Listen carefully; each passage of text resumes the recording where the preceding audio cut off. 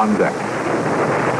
Somehow a Zuni rocket has been triggered, roaring across the flight deck and hitting an A4 Skyhawk. Flame from the A4's ruptured fuel tank has enveloped the Skyhawk and her immediate neighbors. Behind that curtain of smoke, two 1,000-pound bombs have already dropped from her wings onto the burning deck. Here, almost at mid-screen, we see a crash crew chief moving toward the flames with a Purple K fire extinguisher. His only thought, the trapped pilots in those planes. Away, two main fire parties are now on deck working close to the flames, but so far only one hose is actually operating.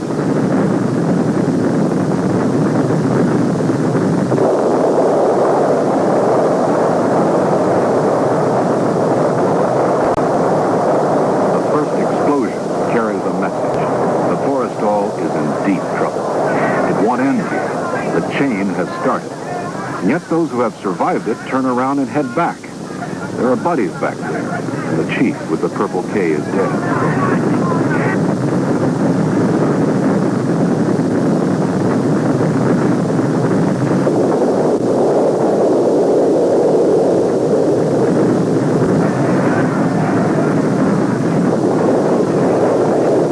A fire at sea is the ultimate nightmare for any sailor. You can't run away from it. There's nowhere to go. It's a fight for survival. Your instincts have to be right. Your courage pinned on like a badge. Following the third explosion, the first two fire parties had been virtually wiped out. The fire was not completely out of control. A great ship was on the verge of dying. To save her, other men were going to have to go back on deck, most of them without sufficient training in firefighting techniques. Topside, the only hope was that the explosions would somehow subside. Until they did, no firefighting team could possibly survive on deck. In all, during the fire's first 5 minutes, 9 major explosions would take place on the flight deck.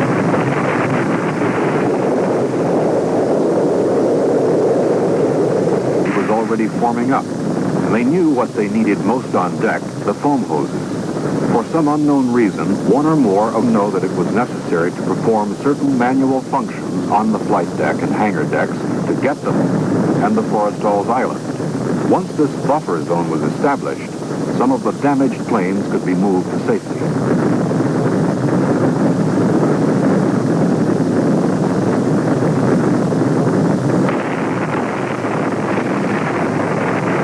Along the port side, where most of the armed aircraft were parked, things were still out of control. That camera picture is further evidence of a successful team effort. Notice that a fog nozzle has been correctly brought into play over the heads of the firefighters to protect them as they work. Leadership and on-deck communications were early casualties of the Forrestal fire. When some of the more inexperienced people did lend a hand, they made several well-intentioned but nearly disastrous mistakes. At one point, close to the island, 2 water hose teams were working in tandem with a foam hose team.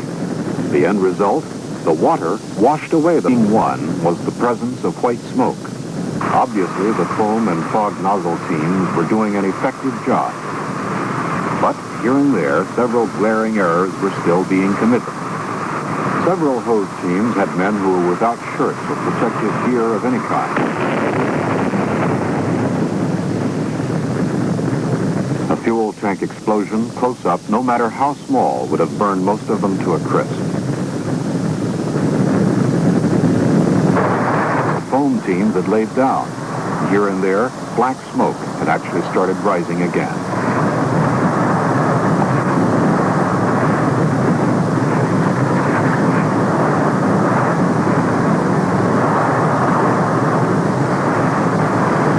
Water across a foam blanket was doing its job.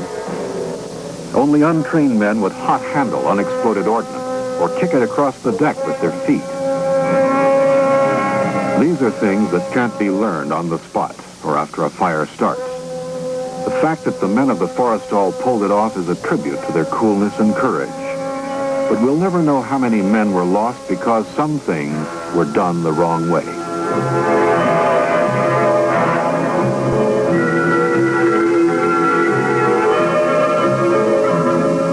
In all, 134 men were listed as killed or missing. Damage to the ship, exclusive of aircraft and other air equipment, was estimated in excess of $72 million. The Forrestal